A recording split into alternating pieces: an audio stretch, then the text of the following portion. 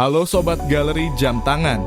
Kali ini Mimin Galeri Jam Tangan akan ngebahas jam tangan Omega. Siapa yang sudah tahu jam Omega? Jam tangan mewah kalangan para artis terkenal. Yuk kita bahas.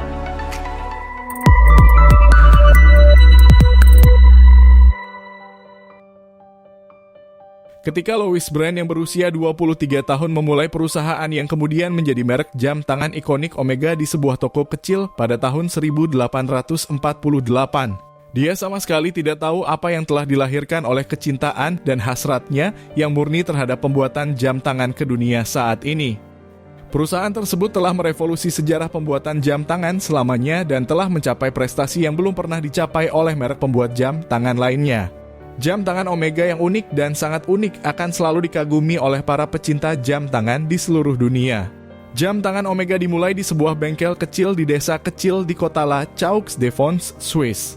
Setelah seorang pembuat jam tangan muda memutuskan untuk menunjukkan hasratnya dalam pembuatan jam tangan menggunakan bengkel kecil di villa milik keluarganya, Brand terus mempertahankan bisnisnya selama lebih dari 30 tahun dan berhasil mengembangkannya menjadi bisnis sederhana dengan basis pelanggan yang cukup besar.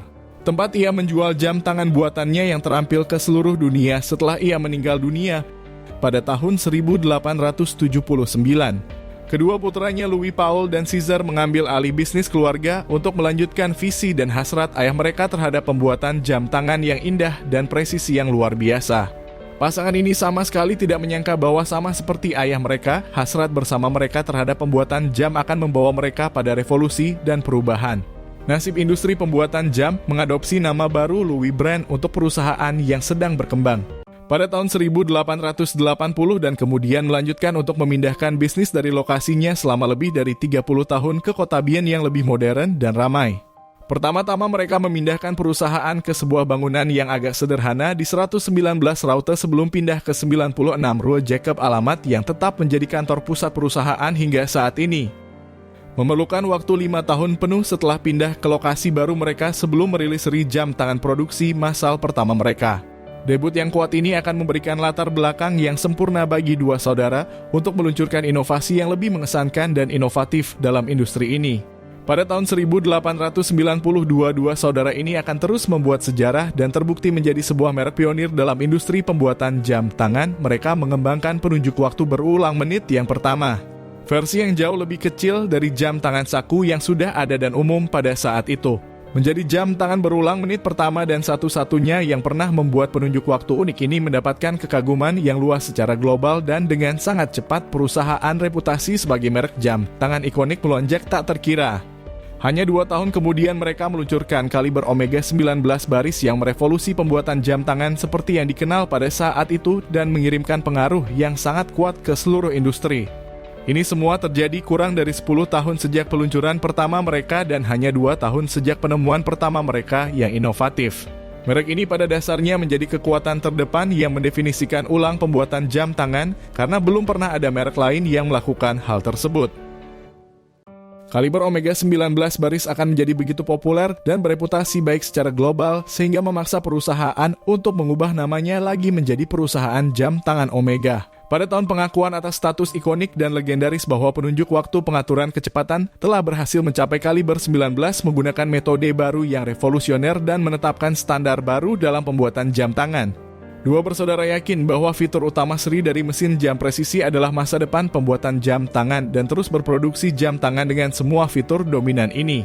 Pada tahun 1903 Omega telah menjadi produsen jam tangan indah terbesar di Swiss dan bahkan telah mengembangkan fasilitas penelitian dan pengembangan untuk horologi.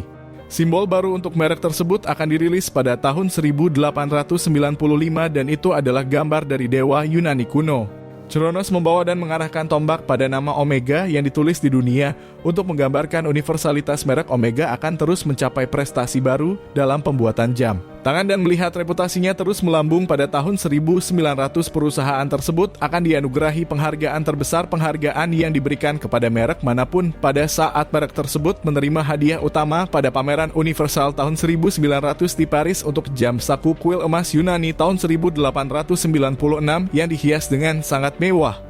Penghargaan tersebut merupakan bukti pengakuan terbesar atas kemajuan teknologi tak tertandingi yang telah dicapai merek tersebut. Selama masa yang merupakan periode penting bagi pencapaian ilmiah pada tahun 1905, Omega dikontrak untuk menjadi pencatat waktu resmi di acara-acara olahraga di seluruh Swiss pada tahun 1932. Perusahaan tersebut kemudian mengamankan apa yang masih menjadi salah satu kemitraan penunjuk waktu paling penting hingga saat ini, yang diperoleh Omega gelar yang jauh lebih besar sebagai pencatat waktu resmi untuk Olimpiade di Los Angeles, California, kemitraan yang berlanjut hingga hari ini. Setelah menjabat sebagai pencatat waktu resmi di lebih dari 20 Olimpiade, Omega kemudian memperkenalkan edisi pertama dari salah satu pencatat waktu paling simbolisnya dan jam tangan ikonik. Hanya satu dekade kemudian, pada tahun 1948, Seamaster diciptakan untuk menandai perayaan 100 tahun sejak perusahaan ini didirikan serta kembalinya ke keadaan normal yang damai setelah peristiwa mengerikan Perang Dunia II hingga saat ini. Omega Seamaster tetap menjadi salah satu penunjuk waktu paling legendaris yang pernah dibuat. Era modern Omega dimulai pada tahun 1957 setelah merek ini meluncurkan jam tangan perkakas Trinitas Sucinya, Seamaster terbaru, Speedmaster, dan Railmaster. Jam tangan ini dirancang sejalan dengan visi Omega untuk memenuhi kebutuhan penggunanya yang ingin menonton yang dapat melayani berbagai keperluan. Jam tangan dibuat untuk penyelaman dengan pengaturan waktu yang presisi dan sangat jarang pada saat itu untuk menahan medan elektromagnetik. Fungsi ketiga dari jam tangan ini menarik banyak pekerja kereta api ke merek inovasi ini. Dipuji sebagai fondasi lini produk baru Omega, terutama di bawah kepemimpinan baru Joseph Reiser yang mengambil alih jabatan CEO. Menjadikan Speedmaster jam tangan pertama yang berhasil mencapai luar angkasa. Prestasi luar biasa ini akan melahirkan kemitraan seumur hidup antara perusahaan dan NASA setelah Badan Antariksa mendukung jam tangan Omega sebagai jam tangan resmi untuk eksplorasi ruang angkasa.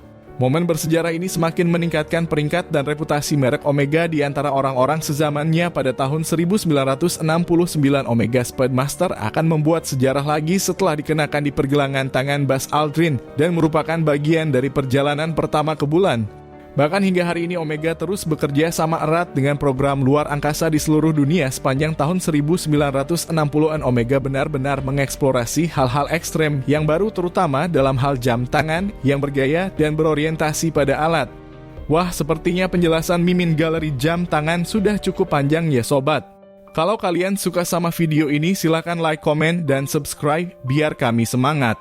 Sampai jumpa pada video selanjutnya.